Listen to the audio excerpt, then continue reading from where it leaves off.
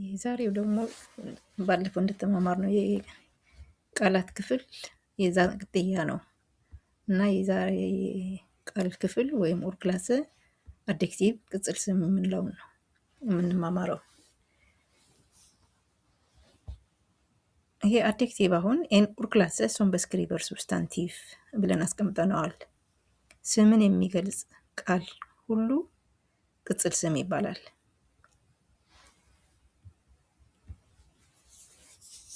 በምሳሌ ልናየው እንችላለን።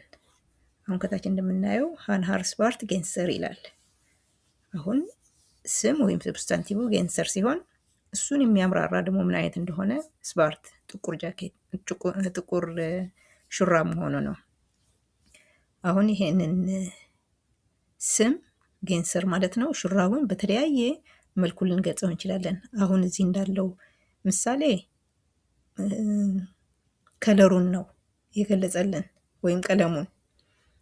ትልቅም ጌንሰር ልንል እንችላለን። ትልቅ ሹራብ፣ ትንሽ ሹራብ፣ ጠባብ፣ ሰፊ እያልን ልንገልጸው እንችላለን። እነዚህ ጠቅላላ ቅጽል ስሞች ናቸው። ሁለተኛው ደግሞ የሃር ኤንግሮ ሶፋ፣ አንድ ግራጫ ሶፋ አለኝ። አሁንም ቀለሙን ነው የሚነግረን ያለው ምን አይነት ሶፋ እንደሆነ። እሱን ስላብራራ ሶፋ ስሙን ማለት ነው። ግራጫ አሁን ቅጽል ስም ማለት ነው። አሁን በእነዚህ በሁለት ቋንቋዎች አማርኛና በኖርዌጂያን ስናየው እነዚህ ቅጽል ስሞች ከስም በፊት ነው የሚመጡት። ላይ እንደምናየው አሁን ከጌንሰር በፊት ያለው ስፓርት ነው። ከሹራው በፊት ጥቁር ያለው ነው። ጥቁር ከስም ፊት መጣ። ግራጫም ከሶፋ በፊት መጣ። ከስም ፊት ይመጣል ማለት ነው ቅጽል ስም።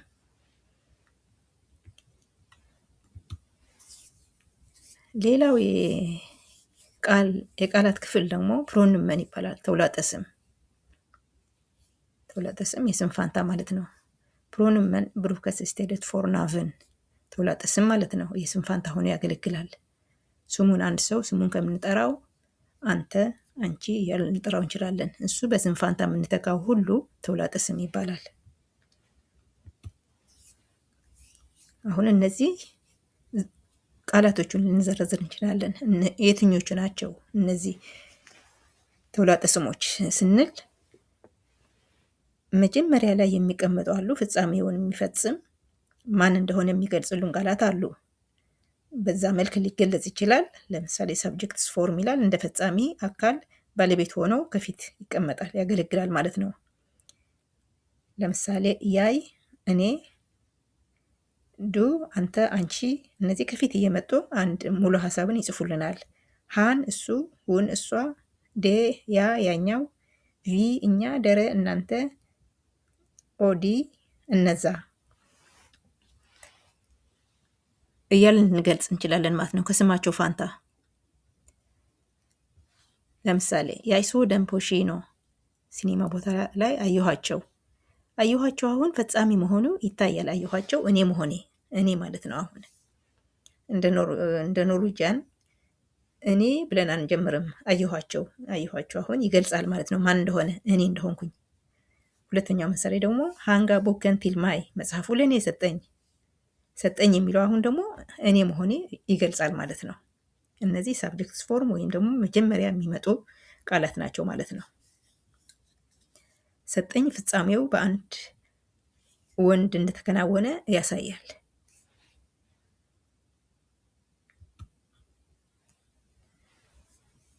ሌላ ደግሞ ኦብጀክትስ ፎርም ወይም ደግሞ ምግባሩ የግስ ተግባር የሚያርፍበት ቦታ ኦብጀክትስ ፎርም ይባላል ማለት ነው።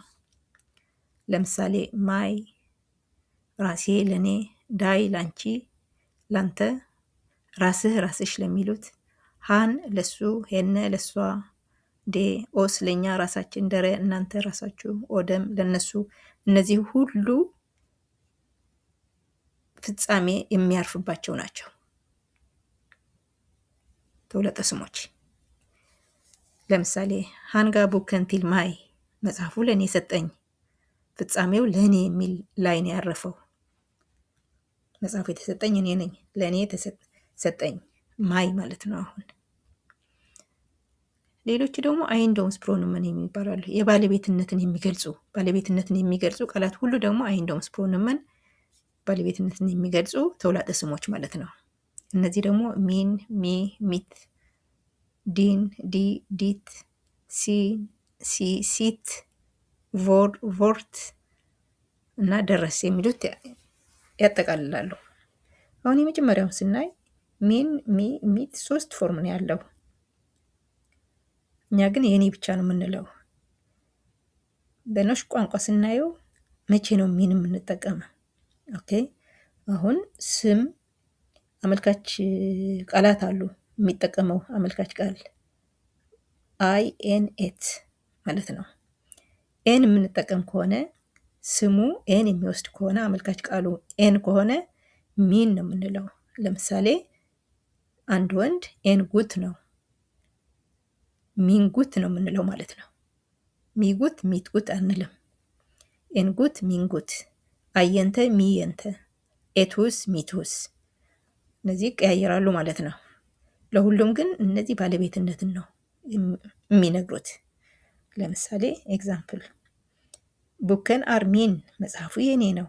የኔ ባለቤትነትን ይገልጻል ማለት ነው። አሁን የኔ ባለቤትነትን አይንዶምስ ፕሮኖመን ወይም ባለቤትነትን የሚገልጹ ተውላጠ ስሞች ማለት ነው።